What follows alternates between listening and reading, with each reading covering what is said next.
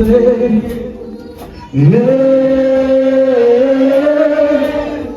Il fait son entrée. Tout le monde peut le dire. Il fait son entrée. Il son entrée. Son entrée.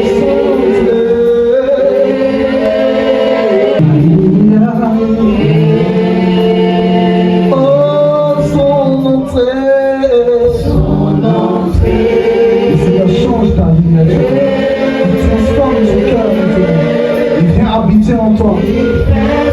Là où il y avait l'ombre, le Seigneur apporte la lumière. C'est le pasteur Sondalo qui nous a donné ce témoignage. Il dit quand il est allé pour sa formation en France, parce que lui, quand il voyait quelqu'un à l'église fatigué, somnolent, il trouvait que c'était pas normal. Donc, quand il allait en France, et puis là-bas, tout le monde est en activité. Il y en a qui travaillent dans les scieries, dans les vignes, il y en a qui font le travail de nuit. En tout cas, là-bas, si tu ne travailles pas, il n'y a pas l'argent.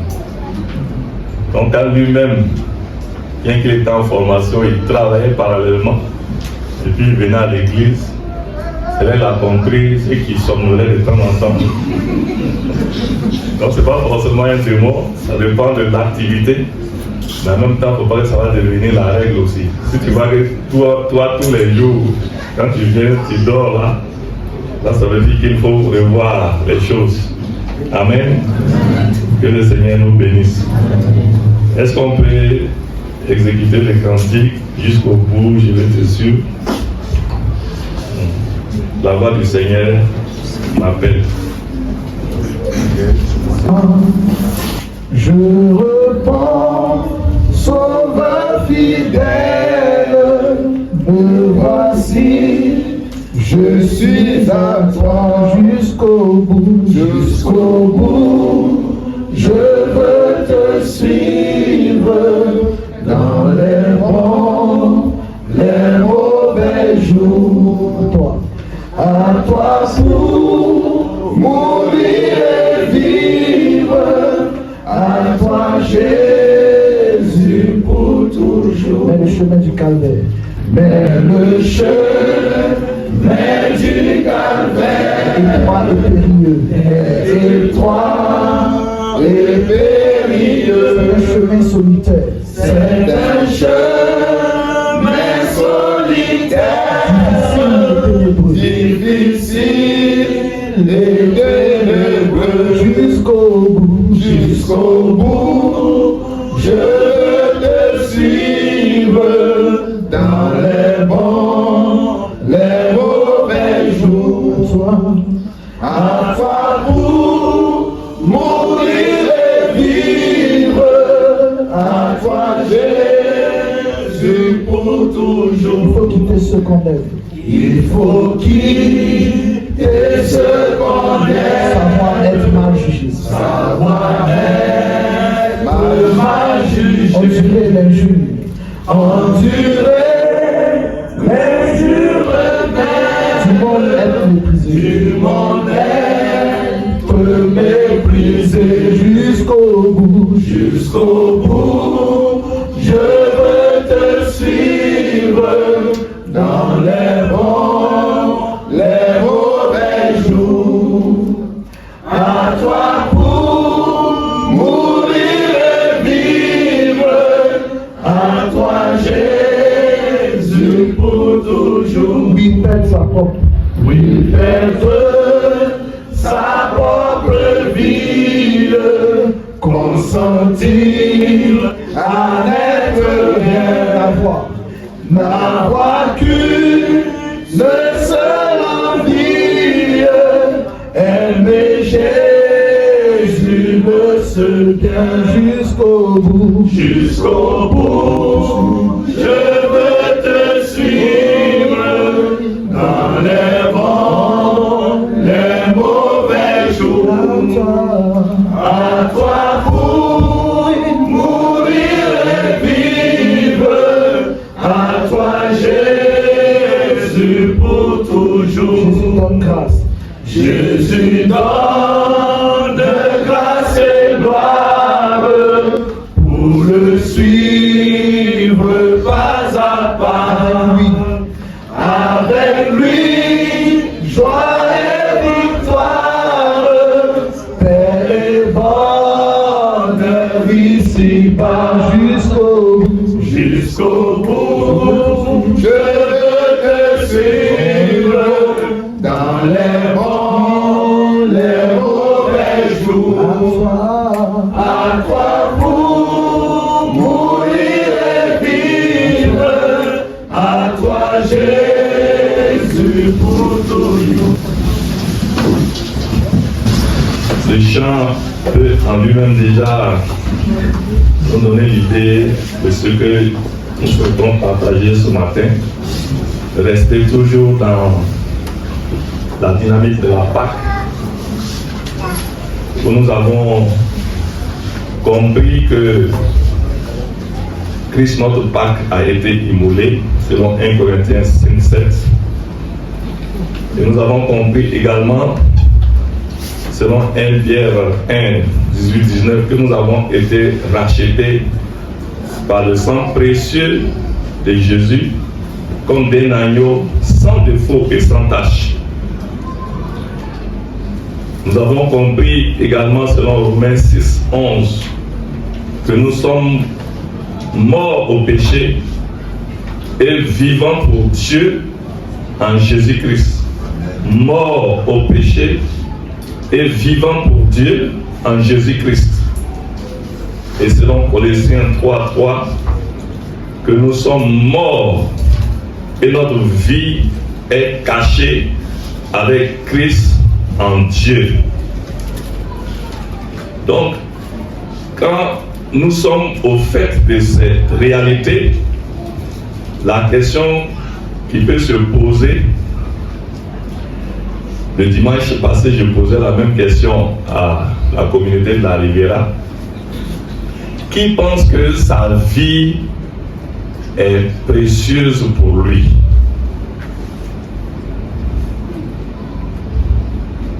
Qui pense que sa vie est précieuse pour lui?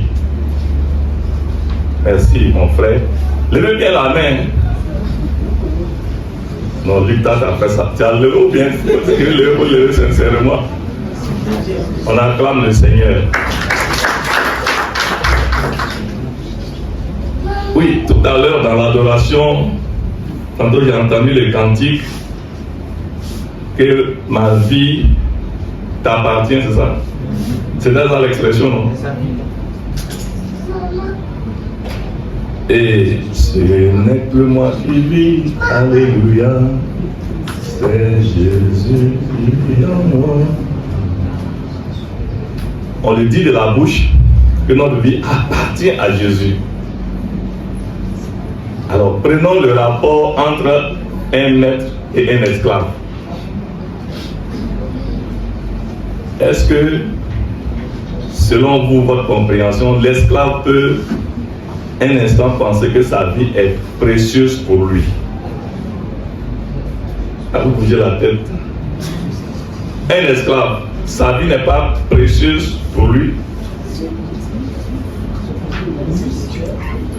Mais imaginez que l'esclave pense à son intérêt, à ce qui est bien pour lui, à se dire, en tout cas, je tiens à ma vie, elle est précieuse. S'il y a un risque auquel je suis censé m'exposer, en tout cas, je ne suis pas prêt à le faire parce que je ne vais pas mettre ma vie en danger. Imaginez-vous un esclave qui raisonne comme ça. Et qu'un jour, la nuit, à minuit, il y a une urgence et le maître lui dit, lève-toi, va dans telle localité me faire une mission. Si il pense un instant que sa vie lui coûte, lui est chère et qu'il n'est pas prêt à l'exposer il ne fera pas la mission. Mais est-ce que vous pensez un seul instant que vous voyez un esclave en train de refuser de faire la mission que son maître lui demande de faire? Hein?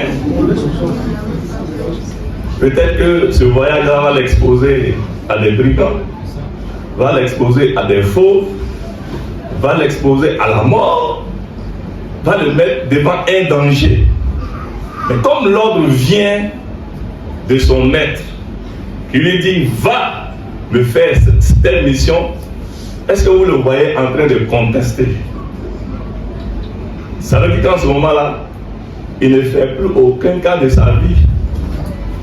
S'il doit vivre, qu'il doit mourir, l'essentiel, qu'il exécute l'ordre de son maître. C'est pour cela que je nous invite ce matin au thème que je nous propose. Vous ne l'avez pas transcrit. Je ne fais pour moi-même aucun cas de ma vie comme si elle m'était précieuse. Tu vas répéter après moi. Je ne fais pour moi-même. Je ne fais pour moi-même aucun cas de ma vie. Aucun cas de ma vie. Comme si elle m'était précieuse. Comme si elle m'était précieuse. En principe, c'est comme ça que nous devons comprendre ce que veut dire être en Christ. Parce que nous aurons des intérêts qui vont aller à l'encontre des intérêts de notre Seigneur. Nous aurons des désirs qui vont aller à l'encontre des désirs de notre Seigneur. Nous aurons des volontés qui vont aller en contradiction avec les volontés de notre Seigneur. Toi, tu as envie de travailler, de devenir le meilleur médecin. Peut-être que tu as même eu le diplôme, tu as commencé à travailler. Si tu ne mets pas l'intérêt de ton Seigneur au-dessus de ton intérêt, si tu ne privilégies pas l'intérêt de ton Seigneur au-delà de tes intérêts, comment le Seigneur peut-il te dire un jour, quitte ce travail-là pour lequel tu as fait des diplômes et viens te mettre exclusivement à mon service? Hein, tu vois, comment un matin le Seigneur va dire ton appel de géomètre expert pour lequel tu as travaillé, cravaché, et toi-même tu as rendu le témoin ici. Vraiment, un jour j'aurai l'occasion de vous dire comment le Seigneur m'a fait grâce de quitter de rien pour aujourd'hui avoir le titre de géomètre expert.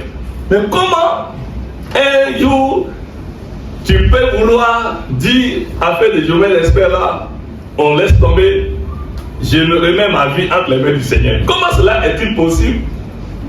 Si tu penses à ton intérêt, si tu penses que ta vie est précieuse pour toi, voilà des problématiques. Et vous comprenez pourquoi il est difficile pour nous aujourd'hui de faire la volonté de notre Seigneur. Mais regardons dans quel contexte l'apôtre Paul a fait cette déclaration. Actes chapitre 20, du verset 22 au verset 24. Il y a un contexte. Paul, qui avait séjourné sur les champs missionnaires, qui était à Éphèse à cette étape-là, qui a rencontré les anciens de l'église, qui leur a passé un message de revoir, un message d'adieu, et qui devait s'acheminer vers Jérusalem. Et voilà ce qu'il dit au cours de ce discours. Et maintenant, voici, après tout ce que j'ai eu à faire comme mission d'évangélisation, ce que vous m'avez fait dans les églises d'Éphèse, et maintenant, voici, lié par l'Esprit, je vais à Jérusalem, ne sachant pas ce qui m'y arrivera. Ne sachant pas ce qui m'y arrivera. Seulement, verset 23, de ville en ville, l'Esprit Saint m'avertit que des liens et des tribulations m'attendent. lié par l'esprit. Quand on dit que quelqu'un est lié, c'est vrai qu'il n'a plus sa liberté. Il n'a plus liberté de mouvement. Il n'a plus liberté de direction. Celui qui l'a lié, c'est lui qui le dirige. Et Paul reconnaît ici que c'est l'Esprit de Dieu qui le lie désormais, qui le tient, qui le guide, qui l'oriente, qui décide du mouvement et du lieu où il doit se rendre. Il dit, je n'ai pas les détails. Je ne sais pas ce qui m'arrivera au juste. Seulement, de ville en ville, l'Esprit Saint m'avertit que des liens et des tribulations m'attendent. Des liens et des tribulations m'attendent. En tout cas, j'ai au moins cette information que tu vas à Jérusalem, des liens et des tribulations t'attendent. Je crois que si c'est nous qui étions avertis de cette manière, je ne sais pas quelle serait notre attitude. Dis où tu es en train d'aller là, on n'a pas les détails. On ne sait pas comment exactement on va te lier, quelles sortes de tribulations tu vas avoir, mais sache qu'il y a des liens, des tribulations qui t'attendent. Et regardez ce que Paul ajoute au verset 24. Mais je ne fais pour moi-même aucun cas de ma vie comme si elle m'était précieuse, pourvu que j'accomplisse ma course avec joie. C'est vrai. On me dit, il y a des difficultés qui m'attendent, il y a des persécutions, il y a des liens, il y a des humiliations. Mais c'est l'Esprit de Dieu qui m'a donné instruction d'y aller. C'est l'Esprit de Dieu qui m'a lié et qui est en train de me conduire. Si je dois mourir là-bas, gloire à Dieu. Quelles que soient les humiliations que je subirai là-bas, gloire à Dieu. Quels que soient les traitements que je subirai là-bas, gloire à Dieu, pourvu que la volonté de Dieu se fasse. Voilà comment Paul s'exprime.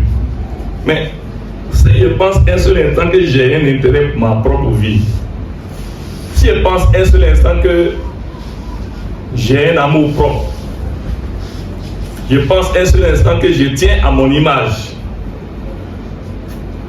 si on m'avertit qu'il y a des tribulations et des liens qui m'attendent, je vais changer de chemin ou je vais rebrousser chemin. Mais Paul dit, peu importe. C'est ce Paul-là justement dont nous avons cité quelques passages.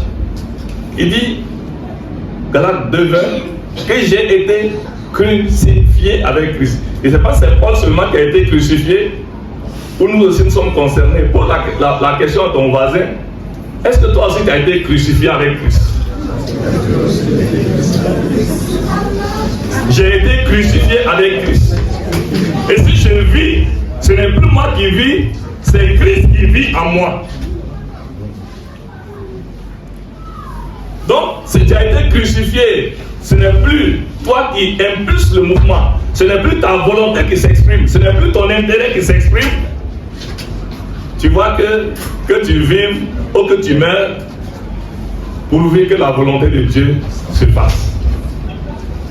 Frères et sœurs, il me semble que nous arrivons difficilement à ce niveau d'engagement avec notre Seigneur. Et tout à l'heure, je réfléchissais, je dis, mais comment Paul, dont on connaît seulement au chapitre 9, qui était un grand persécuteur de l'Église, qui acclamait lorsqu'on lapidait Étienne pour le faire mourir, qui se faisait servir des lettres de mission pour aller dans les villes, pour emprisonner, pour mettre à mort les mêmes chrétiens, et qui fait la rencontre du Seigneur Jésus, peu quelques temps après, quelques années après, parlait de cette façon. Et je me posais la question, Seigneur, est-ce que c'est pas la façon dont ta rencontre avec Paul a été faite qu'il a reconnu? Quand on dit Jésus, qu'est-ce que ça représente pour lui? Quand on dit le Seigneur Jésus, ce que ça représente à ses yeux. Tant qu'on te dit ton Seigneur Jésus, comment tu perçois cela? Comment tu appréhendes cela? Vous posez la question à ton voisin. Quand tu dis Jésus là, que Jésus est mon Seigneur, il est mon Sauveur, qu'est-ce que cela pèse dans ta vie? Qu'est-ce que cela représente pour toi? Juste un verbe peut-être. Peut-être c'est parce que Paul dans sa rencontre a eu, je ne sais pas si vous dites c'est une grâce, mais il appelle ça une grâce, d'avoir cette rencontre extraordinaire avec le Seigneur, foudroyé par la lumière, alors que le soleil est dans son firmament, au point où cette lumière éclatante du Seigneur l'a rendu aveugle. 3 jours durant, il est resté aveugle, sans manger, sans boire. Peut-être cela lui a permis de savoir, quand on dit Jésus là, c'est qui. Mais la plupart d'entre nous, on est né dans la maison. Il est né le petit enfant. Donc on a grandi dans cette atmosphère de religion, machin. Donc on n'a pas connu réellement qui est Jésus. Donc ça veut dire qu'on prononce son nom avec légèreté. Quand on dit le Seigneur Jésus, en réalité, ça ne reprend pas grand chose pour nous.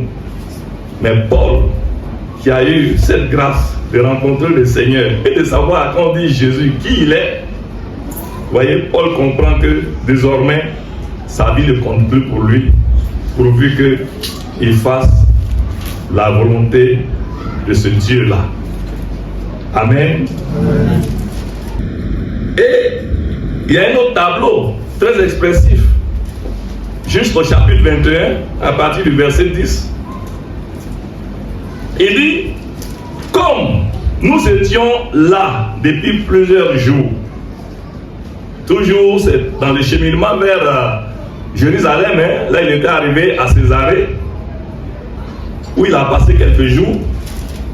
Comme nous étions là depuis plusieurs jours, un prophète nommé Agabus descendit de Judée et vint nous trouver. Il prit la ceinture de Paul, se lia les pieds et les mains et dit, voici ce que déclare le Saint-Esprit. L'homme à qui appartient cette ceinture, les Juifs le lieront de la même manière à Jérusalem et le livreront entre les mains des païens. Confirmation, Paul dit, de ville en ville, le Saint-Esprit m'a averti que des liens et des tribulations m'attendent à Jérusalem. Mais peu importe, je ne fais aucun cas de ma vie pourvu que je puisse faire la volonté de mon Père. Et à cette étape de Césarée, voilà une ceinture qui est déposée comme c'est ça qui est déposée. Il y a un prophète nommé Agabus qui vient prendre la ceinture, se lie les mains, se lie les pieds. Agabus ne savait pas à qui ça appartient. Il dit, je vous dis, selon ce que l'Esprit me révèle, l'homme à qui cette ceinture appartient, quand il ira à Jérusalem là, ils vont le lier de cette manière et le livrer entre les mains des païens. On peut dire confirmation de ce que Paul avait déjà reçu de ville en ville comme avertissement. Encore une fois de plus, si c'est toi, si c'est moi, qu'est-ce que je ferai, qu'est-ce que tu feras? Quand il dit si c'est toi, tu vas faire quoi?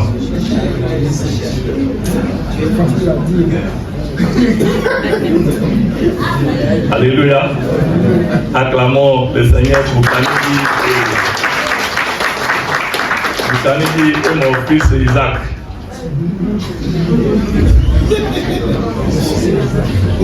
Faut dire que le Seigneur nous fortifie. Vous voyez, on va juste passer quelques minutes ici. Ce n'est pas la peine de dormir. Quand vous allez arriver à la maison après le culte, vous allez vous reposer.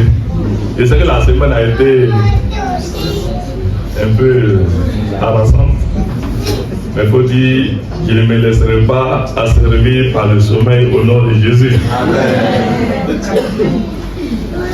Donc, voilà, Agabus fait cette prophétie. Et c'est les compagnons de Paul qui vont réagir. Verset 12. Quand nous entendîmes cela, faut dire avec moi, quand nous entendîmes cela, Nous et ceux de l'endroit, nous priâmes Paul de ne pas monter à Jérusalem. C'est la réaction normale. Les compagnons de Paul, même ceux qui étaient là-haut, tout le monde a dit, ah, Agabus là, ces prophéties sont authentiques, hein? Tout ce qu'il nous a dit ici là, ça s'est réalisé à la lettre. Donc Paul, ce qu'il a dit là, c'est vrai, hein? Donc il ne faut pas aller à Jérusalem, on t'en supplie. Mais ce qu'il a dit là, si tu vas à Jérusalem, c'est ce qui va se passer. Il ne faut pas partir. On te demande pardon, il ne faut pas t'entêter. On dit que toi tu es téméraire, il ne faut pas partir. Vous voyez? C'est une réaction normale. Et à partir de ce moment, si ma vie compte pour moi plus que la volonté de Dieu,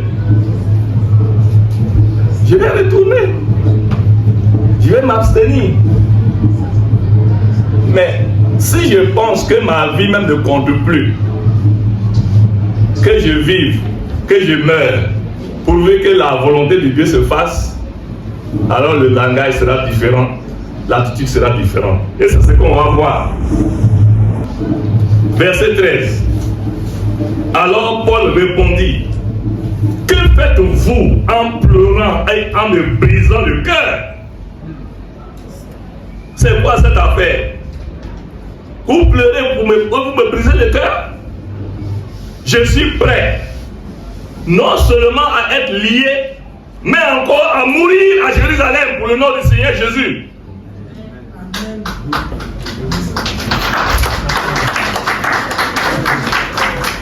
Prêt à mourir.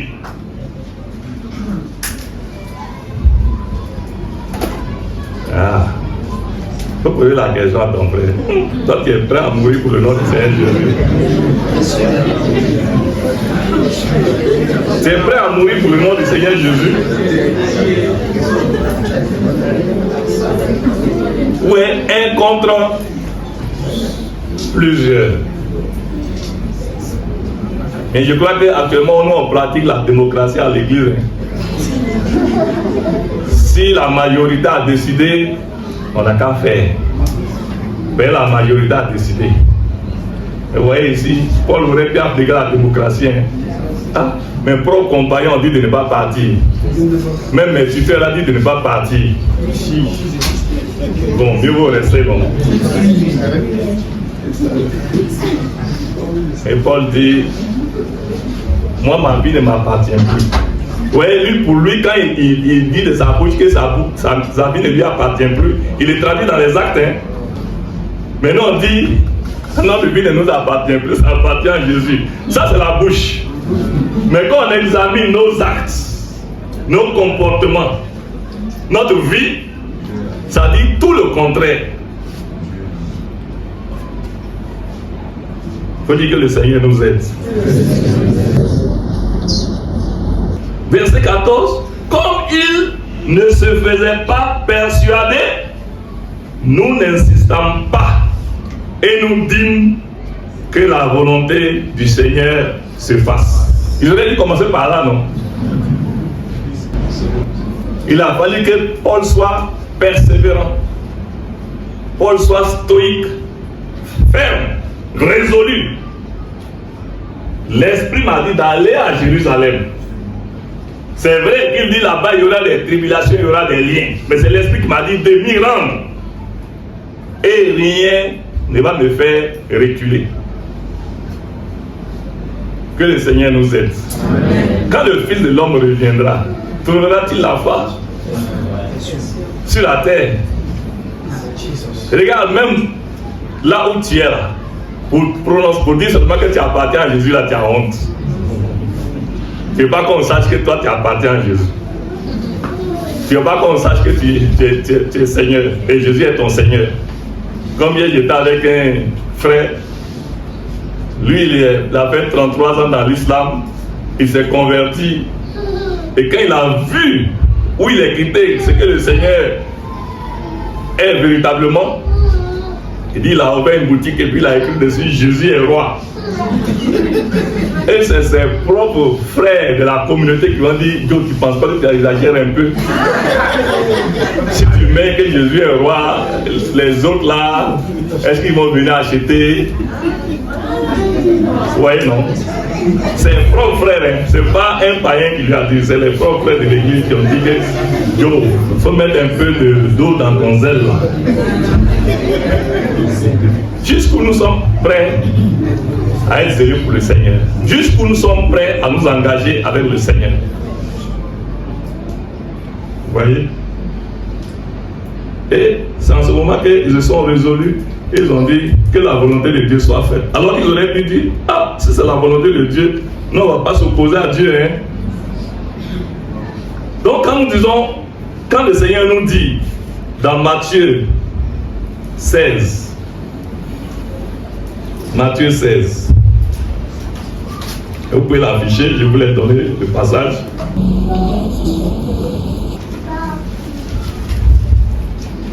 Si quelqu'un veut venir après moi, qu'il renonce à lui-même. Quand on dit de renoncer à soi-même, là, pose la question à ton voisin. Quand on dit de renoncer à toi-même, là, ça veut dire quoi au juste? Si quelqu'un veut venir après moi Jésus, qu'il renonce à lui-même. Si quelqu'un veut venir après moi, qu'il renonce à lui-même, qu'il se charge de sa croix et qu'il me suive. Renoncer à soi-même, là, c'est quoi? Hein? Mais ce n'est plus moi qui vis, ce n'est plus ma volonté qui compte, ce n'est plus mon intérêt qui compte, c'est celui de Dieu. Je ne fais plus aucun cas de ma vie. Tout pour la gloire de Dieu.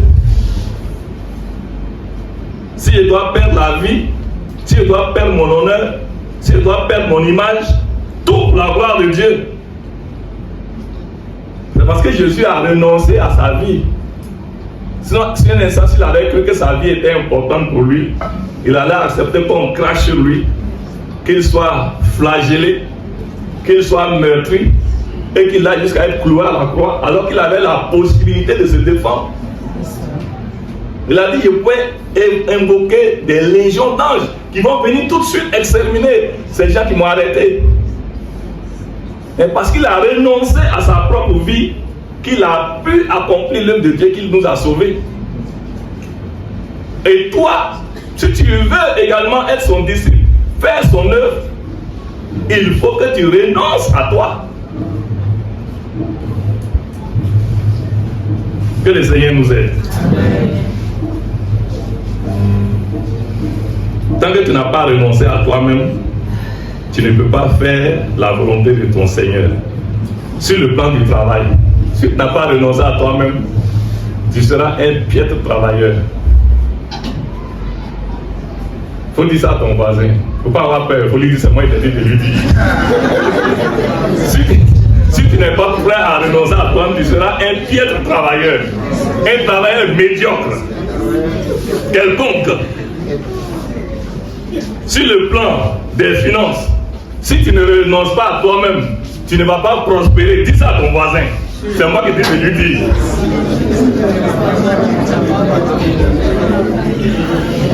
Mais c'est vrai, les gars. Mais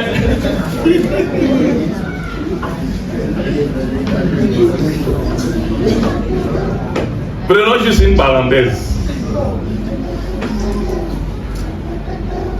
Quel que soit le montant qu'on te paye pour ton salaire, les impôts s'en fichent de savoir ton transport coûte combien, ta maison coûte combien, tes charges coûtent combien. Et il dit que l'impôt l'a fait tel pourcent. Donc on calcule, on enlève et puis on te donne le reste. Junior, c'est ça, non? Oui, oui. Est-ce qu'on te fait asseoir pour dire, bon, est-ce que si on enlève ton impôt là, les charges que tu as, ça peut suffire? Ça, c'est les impôts. Et quand tu leur dois de l'argent, ils s'en fichent de savoir quelles sont tes possibilités, ils te poursuivent et ils viennent fermer ton magasin, ils viennent fermer ton entreprise. Mais nous, maintenant qu'on a l'argent, Dieu dit 10% me revient.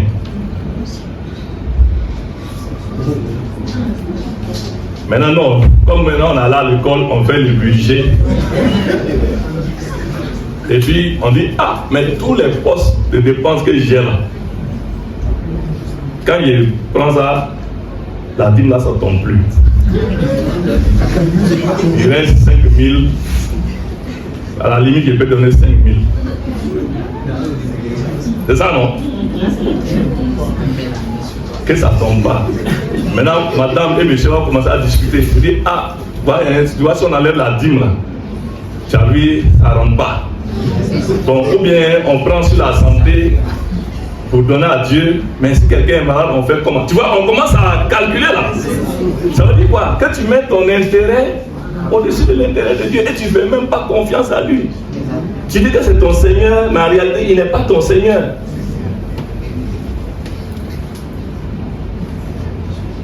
Donc, Paul lui dit qu'il est lié par l'esprit et il est en train d'aller à Jérusalem. Mais nous, on lit l'esprit pour aller là où on veut.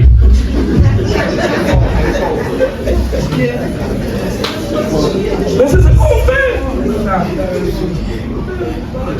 Lié par l'esprit, je m'en vais à Jérusalem selon son indication, selon ses instructions. Mais nous on dit, l'esprit lié par moi, je vais où je vais, où je veux. C'est ce qu'on fait. Mais comment nous voulons vivre la plénitude de la gloire du royaume? Regarde, quand Paul a parlé comme ça, là, on dit qu'il est bête, non? Mais allons-y voir ce même Paul-là, juste quelques bribes. On ne va pas rendre témoignage de tout ce qu'il est, mais allons-y seulement dans le chapitre 27 pour voir quelqu'un qui a appris à s'abandonner au Seigneur. Comment le Seigneur dit, j'honore celui qui... Dites fort, j'honore celui qui... Quelqu'un qui est prêt à dire que je suis prêt à aller à Jérusalem, même s'il faut mourir, ce n'est pas mon problème, pourvu que je fasse la volonté de mon Père. Mais regardez au chapitre 27, versets 21 à 25.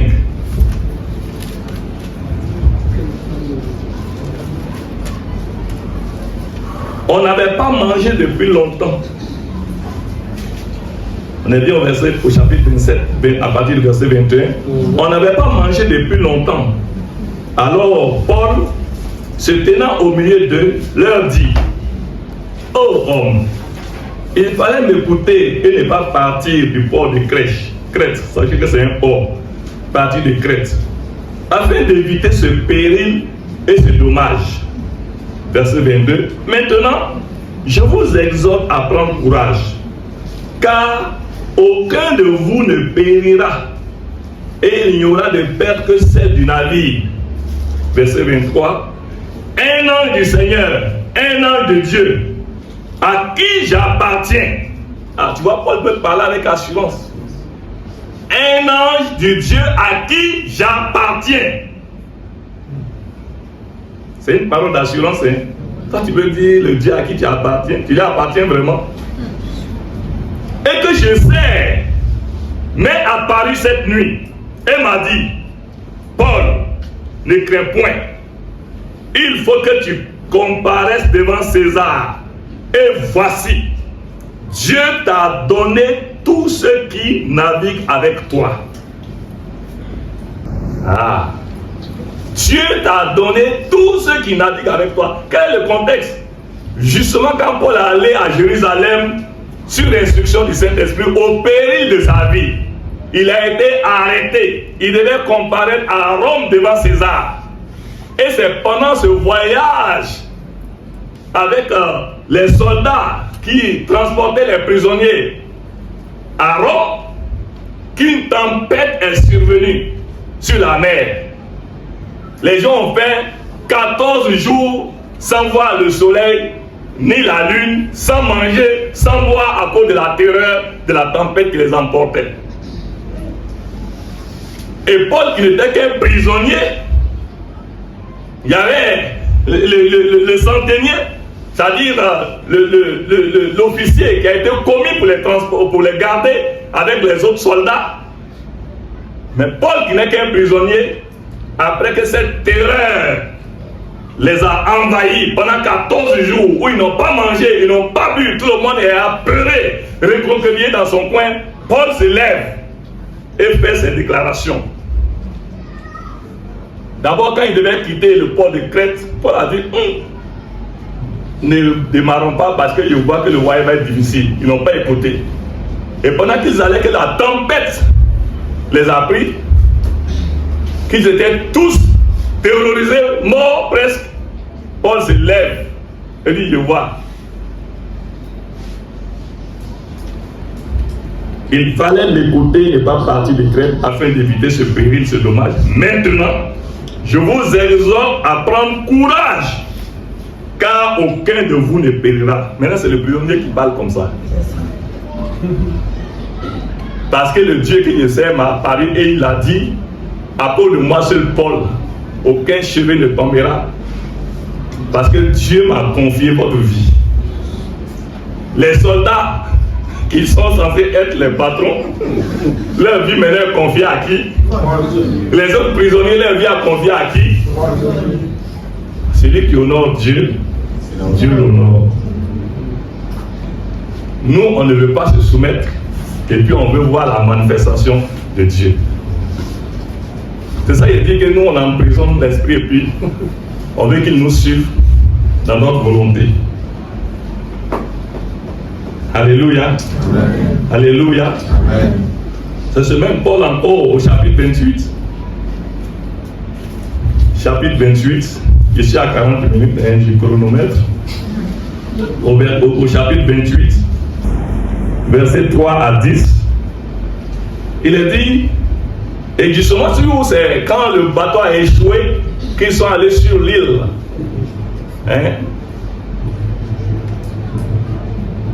Où le bateau a échoué, sur l'île de Malte, où le bateau a échoué, qu'ils sont apparus. On dit Paul, ayant ramassé un tas de broussailles et l'ayant mis au feu, une vipère en sortit par l'effet de la chaleur et s'attacha à sa main.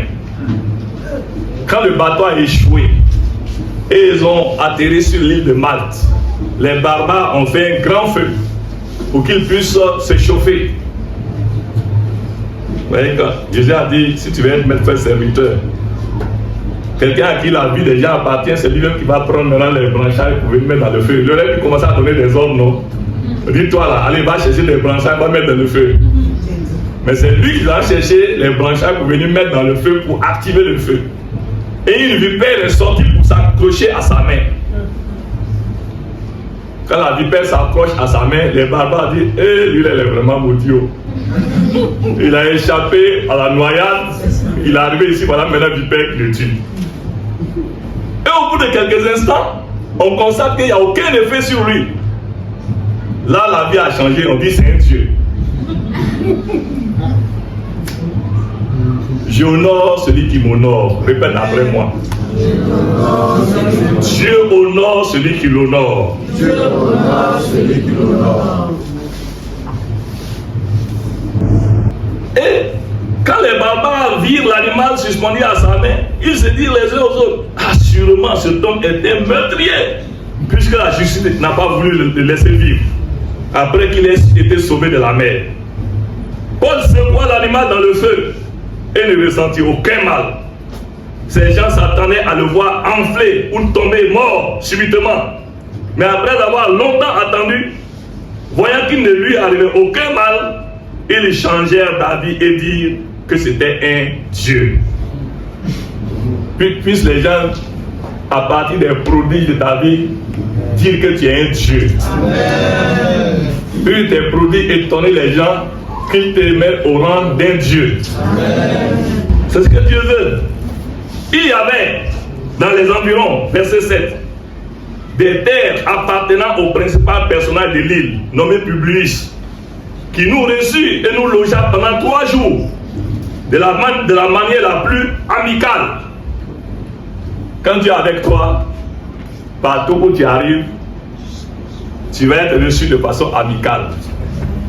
Quand Dieu approuve les voies d'un homme, il dispose favorablement à son égard, même ses ennemis. 3 jours, la manière la plus amicale. Verset 8.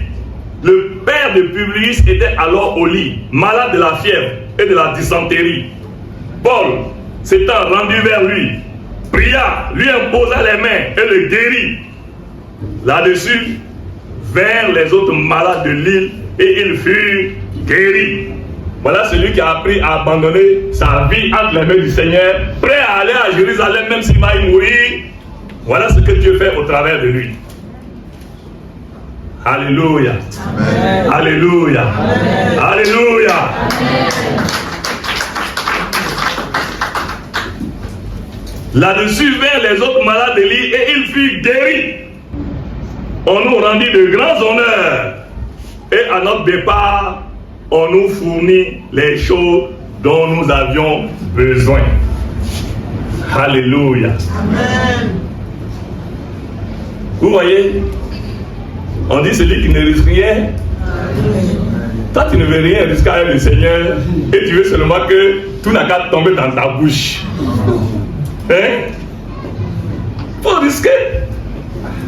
Et regarde, même pour parler du Seigneur même à quelqu'un, tu as peur qu'on te parle mal.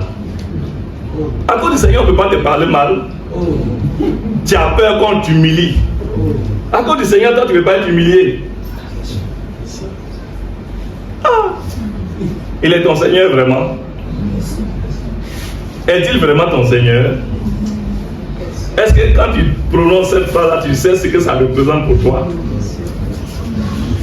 Même les esclaves ont compris ça. Eux servent les gens du monde. Mais ils comprennent que s'ils n'obéissent pas, ça peut leur coûter la vie. Nous, les enfants de Dieu, nous sommes les seuls qui ne réalisons pas que désobéir peut nous coûter aussi la vie. Parce que Jésus a dit quoi? Que celui qui cherche coûte que coûte à sauver sa vie, il la perdra. Il la perdra. Je vais m'arrêter ici, non? Qui a dit?